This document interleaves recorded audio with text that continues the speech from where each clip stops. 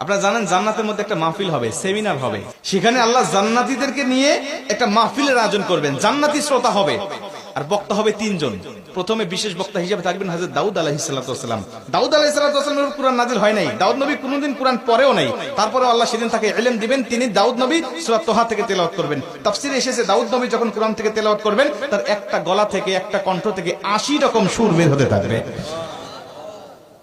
জান্নাতীরা দাউদ নবীর কণ্ঠে তেলাওয়াত শুনে তো পাগল, বলবে আল্লাহ কি তেলাওয়াত শুনতেছি, আমরা তেলাওয়াত শুনে শুনে জান্নাতে থাকতে চাই, আর কিচ্ছু চাই না।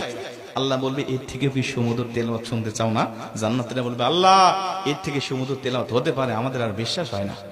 আল্লাহ বলবে কেন বিশ্বাস হয় না?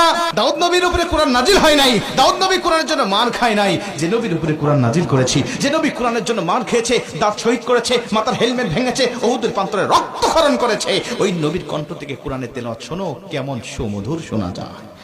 আমার নবী যখন সূরা ইয়াসিন থেকে তেলাওয়াত করবেন জান্নাতীরা তো পাগল হয়ে যাবে, বলবে আল্লাহ কোনো হুর চাই না, কোনো গিলমান চাই না, কোনো নাজ নিয়ামত, কোনো শরাব, কোনো ঝর্ণা, কোনো কিচ্ছু চাই না। আল্লাহ শুধু নবীর কণ্ঠে তেলাওয়াত শুনে জান্নাতে হাজার হাজার বছর আমরা কাটিয়ে দিতে চাই। আল্লাহ বলবে জান্নাতি এর থেকেও কি সুমধুর তেলাওয়াত তোমরা শুনতে চাও না? জান্নাতীরা বলবে আল্লাহ এর থেকে সুমধুর তেলাওয়াত হতে পারে, এটা আমাদের আর বিশ্বাসই হয় না। জান্নাতীরা কেন বিশ্বাস হবে না বলো?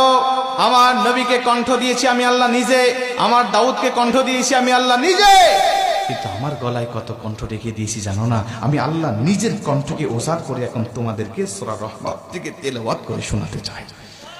আমার আল্লাহ সেদিন টান দিবেন সূরা রহমান থেকে, আর রহমান বলবেন না, তিনি আনার রহমান বলে টান দিবেন। আমি রহমান, যে রহমানের কথা দুনিয়াতে তোমরা শুনেছ, যে রহমানের ভয়ে দুনিয়াতে পাপ থেকে বিরত ছিলে, যে রহমানের ভয়ে তাহাজ্জুদের রক্তে দাঁড়িয়ে চোখের পানি বিসর্জন দিয়ে নামাজ আদায় করেছ, যে রহমানের ভয়ে সারাটা দিন রোজা রেখেছ, যে রহমানের ভয়ে তোমরা সত্যের পক্ষে চলেছ, ওই রহমান আর কেউ নয়, আনার রহমান, আমি রহমান বলে আমার আল্লাহ সেদিন একটা টান দিবেন। আমার রবের টান শুনে জান্নাতীরা সেদিন হাজার হাজার বছর ধরে জান্নাতের মধ্যে বেহুশ অবস্থায় পড়ে থাকবে।